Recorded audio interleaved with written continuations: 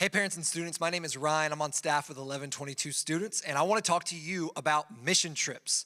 Before I get into any information, I want to talk to you about what Jesus said about the Great Commission. In Matthew chapter 28, starting in verse 18, it says, "And Jesus came and said to them, 'All authority in heaven and on earth has been given to me.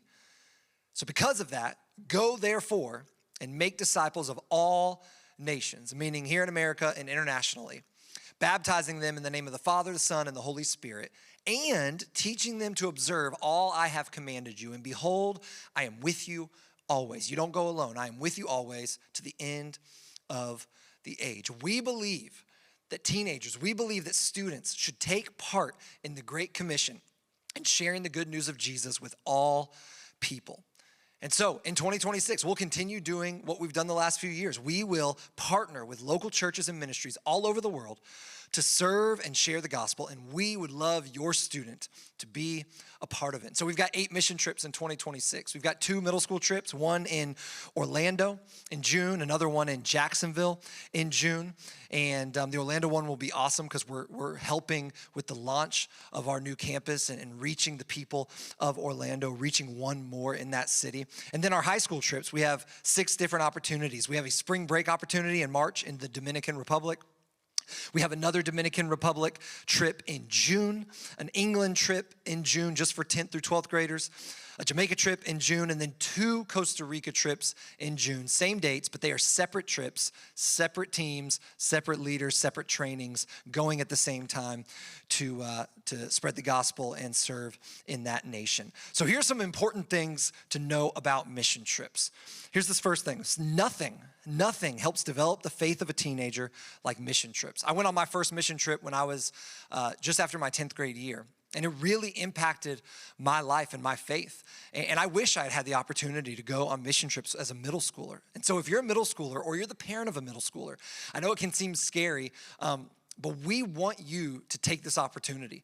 We want to encourage you that middle schoolers can be a part of the Great Commission. I've seen middle schoolers lead people to Christ.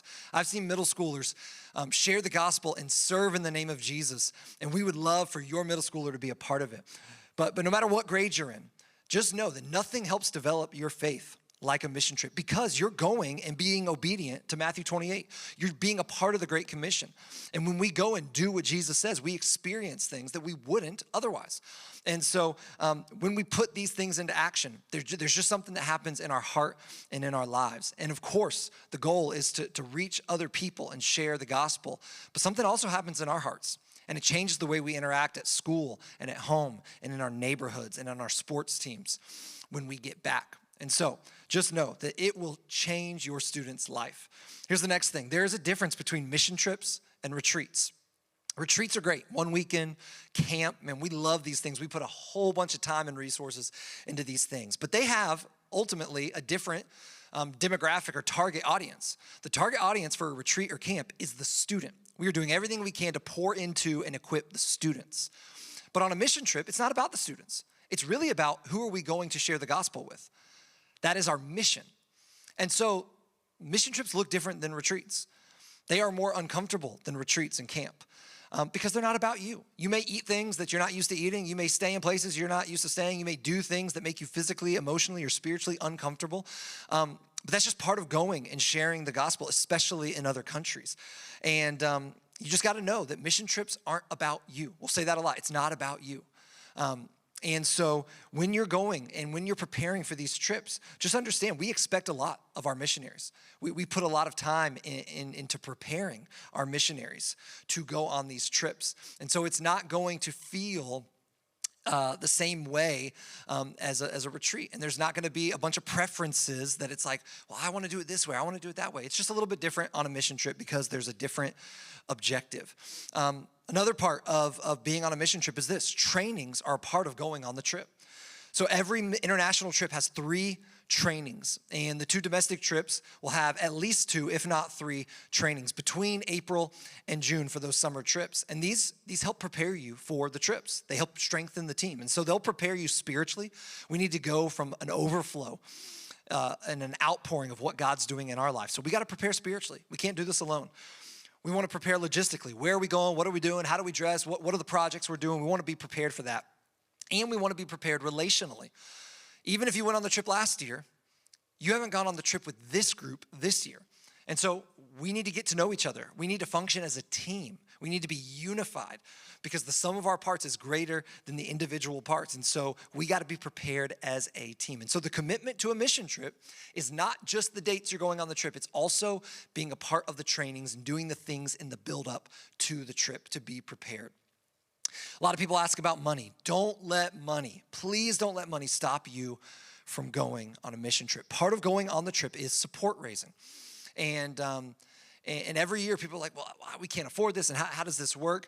Well, let me share a few things with you. First of all, we get the dates and the information to you way in advance so that we can have a plan to raise the money and to collect the money before the trip and not be up against a deadline. But when we support raise, everybody support raises. Everybody writes letters. And we don't do like the selling chocolate or the car washes.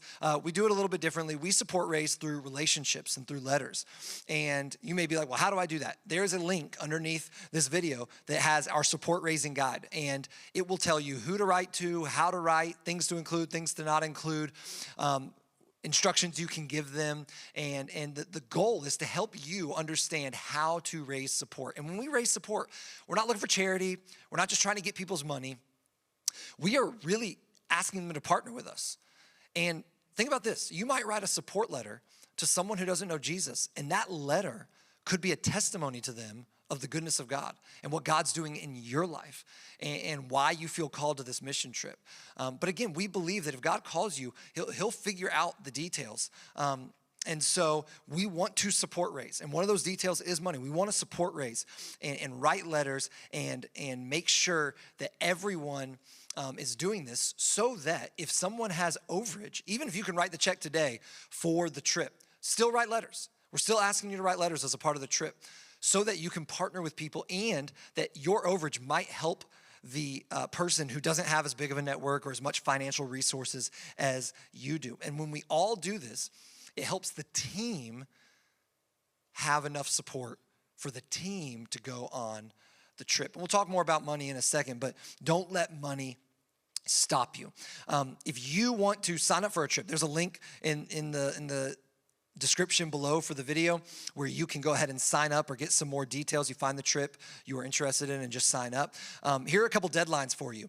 The deadline to sign up for the summer trips, it's March 26th.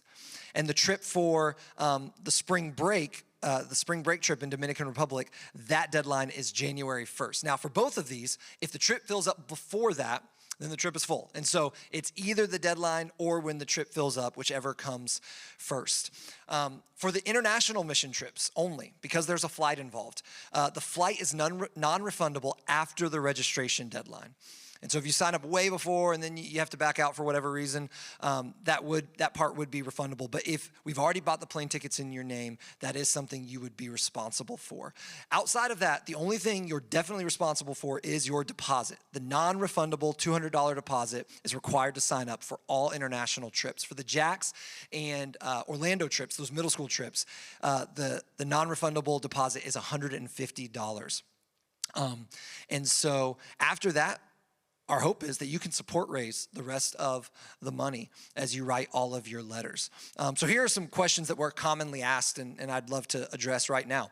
Is it safe? Safety is a huge deal for the Church of 1122 and a huge deal, especially in kids and students ministries. And so here's some things that we do to make sure it's safe. We have a 1-to-5 ratio of adults to students.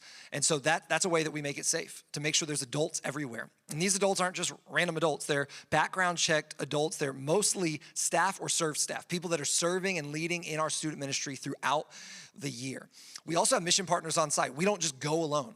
We partner with people that are locals, that are from there, who supervise and guide us in everything that we do. Outside of Orlando, which we'll be doing alongside the Orlando campus, every other trip we've done before. We believe in long-term partnerships, and so these aren't first-time trips this year.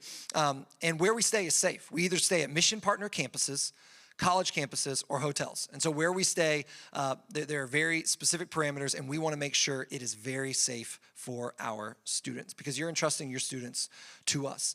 What happens if we don't raise the money? We can do payment plans up to and even after the trip if necessary, although the goal is to have it all raised well before the trip. Just know that we aren't gonna leave you. If you're $100 short, like we're not just gonna leave you at home because you didn't fully, raise the support or pay off the trip. But there is a commitment financially. And this is why we all support rates to help offset the costs. And hopefully, if you're a little bit short, we can help you with that. But there is a role for you. There is skin in the game. I've heard of students getting mission trips as a Christmas present, or getting, instead of Christmas presents, getting donations to their trip. Same thing with birthdays. If your student babysits or has a job, I'd encourage $25 or $50 a month over the course of time. Have some skin in the game, because when you go on a trip, if you've helped raise the money and donate the money towards the trip, it will just change the way you look at that trip, and it will mean so much more. And again, it's not just about the dates of the trip, it's about the whole process. Do I need a passport for middle school trips? No, you're not leaving the country, so no problem. What's not covered in the trip costs? Travel day meals and spending money, and possibly, for depending on your trip, if you have a fun day, that may not be covered. But everything else, your lodging, the food the rest of the week, projects, transportation, all of that is covered. Of course, if you have any other trips, let us know, let the trip leader know, let your student minister at your campus know, and we would love to help you be informed and know everything you need to know in order to go on a mission trip in 2026. We love you guys like crazy. Be free.